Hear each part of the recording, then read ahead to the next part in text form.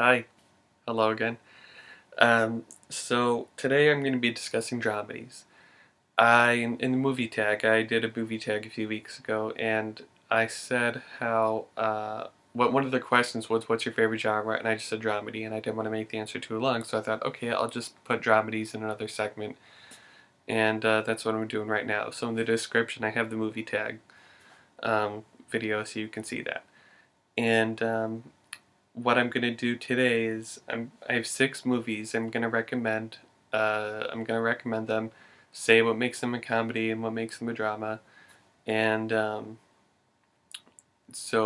just so you can see some examples of how a dramedy is sort of works. So I'll get to that in a minute. Now, just in case you're still not clear on the definition of dramedy, it's a lot of people will say it's not a genre, that it doesn't count. But the way I see it, a true film buff knows what a dramedy is. Um, you're you're you're not a film buff if you don't know what a dramedy, and that's so in a way that is a genre.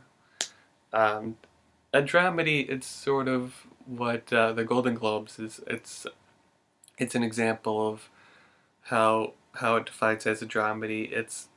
It's a movie that's sort of watches as a drama, but the Golden Globes, they have the best picture. They have the categories for comedy, musical, and drama, and the movies that are very dark and very dramatic somehow get put in the comedy musical category. So because there's some sort of flair to them that makes them comedic, and sometimes it can be hard to explain, but I have examples here. So, um,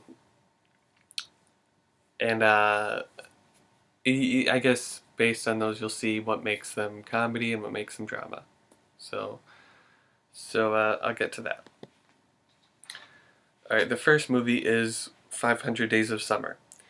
This is a movie because I'm gonna say what these are about first, just in case you haven't seen them. This is a movie about it's your typical romantic comedy. Boy meets girl, but then boy, in the end, boy doesn't get girl. And if that was a spoiler, some of these might involve spoilers, just to warn you. Um, See, Tom and Summer, they meet, and you see their relationship sort of. Um, it has its ups and downs because, and it really does go up and down simultaneously, because the thing is, this is not written in chronological order. It's You see the beginning of the relationship, and then you see the end of it, then it goes back to the beginning, then the good parts, and then it goes back and forth, and it's really interesting. It's really creative how it does that. And Summer's character, she's just I'll say I love Zoe Deschanel. She's adorable. She's um Zoe Deschanel is just so cute, and it can be funny. And Tom, he's a bit of a shy kid, and um he's but then he has, when you see the relationship sort of get a little bit rough, that's when it starts to be dramatic. And um but then it goes back and forth, so it's comedy and drama simultaneously. So yeah, on to the next movie. Now, before I go on, I just want to say, the Oscar nominations are out, and I thought what I'll do is for the next five, because out of six of these, 500 Days of Summer is the only one that wasn't nominated for any Oscars, although it should have. I'll say it should have. And so what I'll do is I'll say what some of the I'll say what it was nominated for, and winners, if any, and just to add a little bit more detail and things like that, because it's Oscar season right now. So I figured, okay, I'll just put you know uh, makes notes about other past Oscar nominees. So I'm gonna continue with those movies now. So let's on to the next movie. Okay, the next movie is Juno. And this is a really, really good movie. And it's about a teenage girl who gets pregnant and then looks for a couple to adopt her baby for when she has it, and in the process tries to build a relationship with Michael Cera's character, who's the one that knocked her up. And it's it's funny in the way that Juno is. She's a really quirky, sarcastic, and sometimes bad-mouthed character, and the way she interacts with Mark and Vanessa, which is Jason Bateman and Jennifer Garner, she it's kind of cute and heartwarming. Um, but what makes it sort of dark is how Juno just deals with some struggles, like with Polly and with her parents, and Mark and Vanessa's relationship gets a little bit rough too. But and yeah, so it has its more dark and emotional moments, but behind those it has its more lighthearted, funny moments based on just Juno's personality. And all right, the next one is The Kids Are All Right. This is about Annette Bening and Julianne Moore play a lesbian couple who, actually, in real life, are actually straight. Um, and so their two kids, um, played by Mia Wasikowska and Josh Hutcherson, before the Hunger Games, because they were born from that insemination thing where I don't actually know, that's another issue. And they try to bring their birth father back into their life to be a family again. And it's funny in the way how the two women are together and things. But then it gets dark because of Julianne Moore's character, who kind of starts having an affair with Mark Ruffalo and ruins her relationship with Annette Bening. And um, but it's so it kind of start halfway through it gets to be very more dark and emotional and things, but it starts out as lighthearted and heartwarming. And it's a funny movie too, and it's with its dark emotional moments. So yeah. Okay, the next one is Little Miss Sunshine, and this is a really, really good movie. It's about a family that makes their way because Abigail Breslin's character gets accepted into a beauty pageant for little girls. So I think they start in New Mexico. Um, I think it might be New Mexico, but they make their way to California so she can be in the pageant. It's like a road trip movie, and each member of the family has their quirks and their issues, and they're just what one of the quotes in the movie, is that a tagline or something? No, but one of the quotes in the movie that Greg Kinnear says is, "Okay, everyone try to pretend to be normal," and that means that shows that they're not perfect, and the way they interact with each other, it's a little bit wacky, you can say. and and there's that, but what makes it very dark is, well, this will be a spoiler, and I apologize. I'm gonna throw it out there that Alan Arkin's character dies.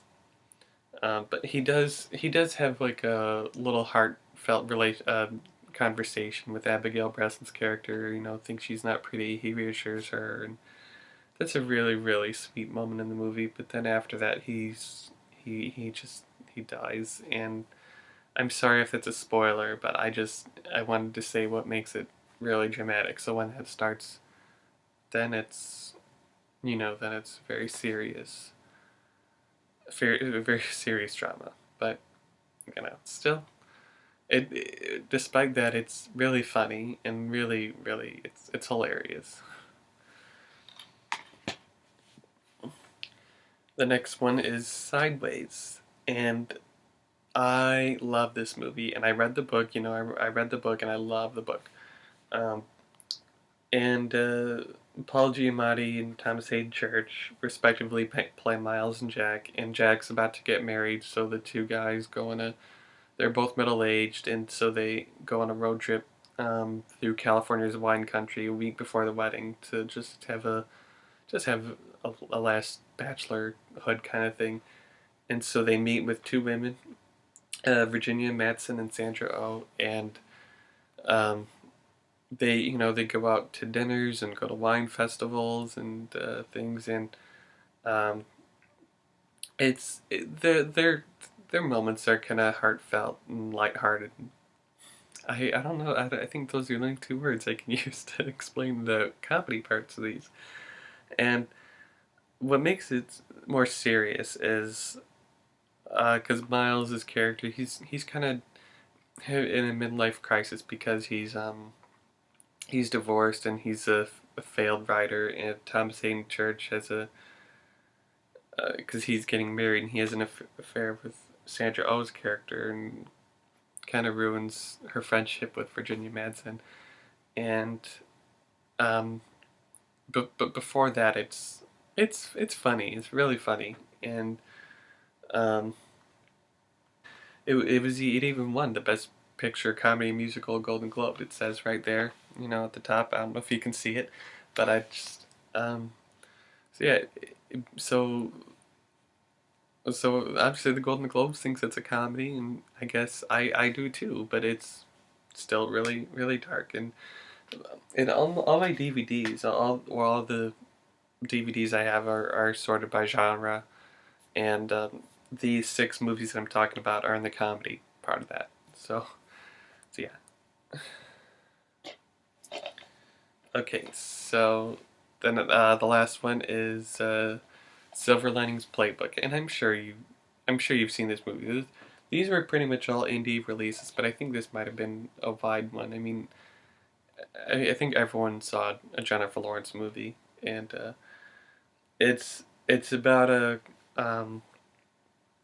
guy played by Bradley Cooper who has bipolar disorder, and Jennifer Lawrence is a woman who has some issues of her own. So they try to build a relationship together, and I think the wackiness of their characters and his family is it's sort of what does that. But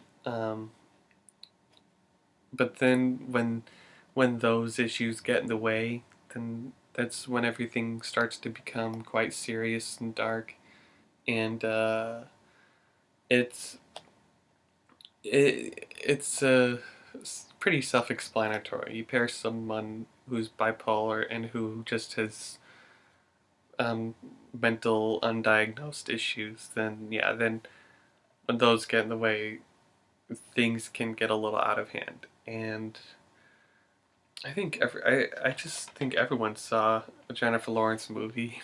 I just because she's Jennifer Lawrence.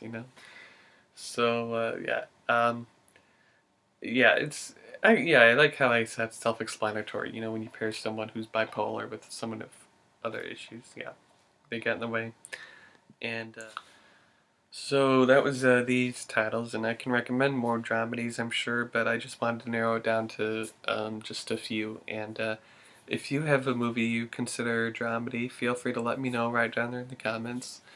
And I'll put all these titles in the description too, down there in the description if you wanted to write them down or something.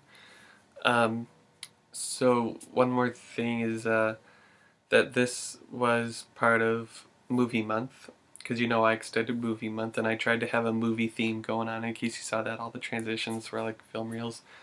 And I'm not going to say what I'm going to do for the extension of movie month, but I figured, well, it'll end the Friday before the Oscar show, because um, I don't know if I said that or not, but yeah, it'll end before the Oscars, because I thought, well, I'll keep I keep promoting movie month to in honor of the whole award and Oscar season, which it's one of my favorite times of year. I just love award season and Oscar season. And I'm not going to say what I'm going to do, but I will have more film and movie related segments. So just keep looking forward to those. And don't forget to subscribe, and I'll see you next week.